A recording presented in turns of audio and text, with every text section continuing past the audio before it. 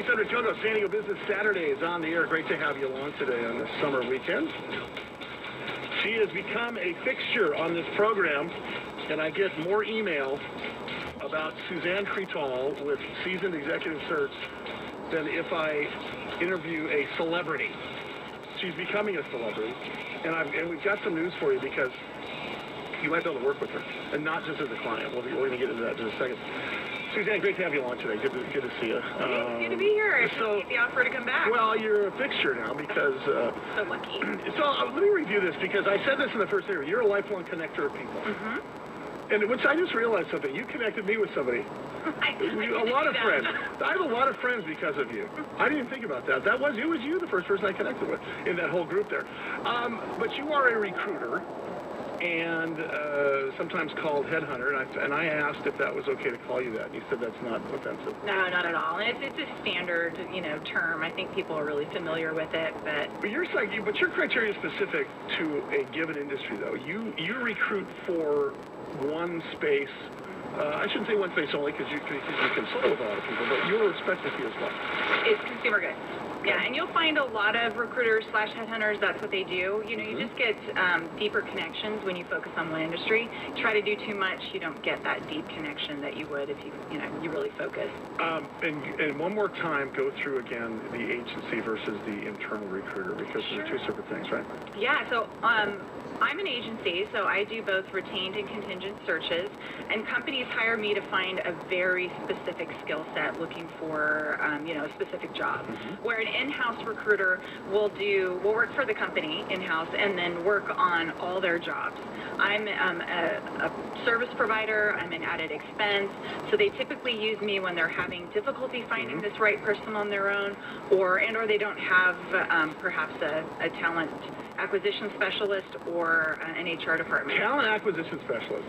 That's exactly what it's called now because they are. Look at the job market. And what do we have? We have now 600,000 more people in this country than we have jobs.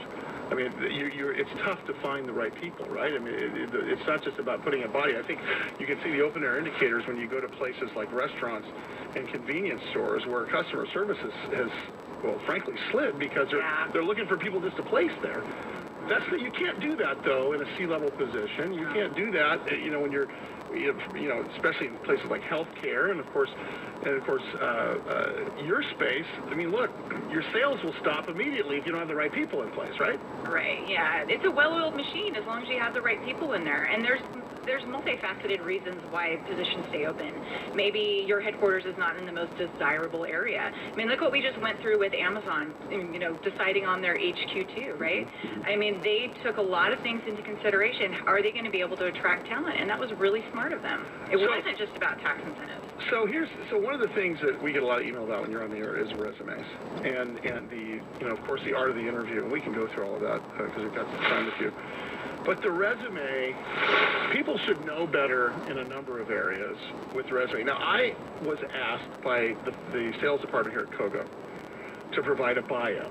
Now, in my business, you don't really have a resume; you have a bio. Sure. And I have a producer that did it for me, and I thought he did a fantastic job.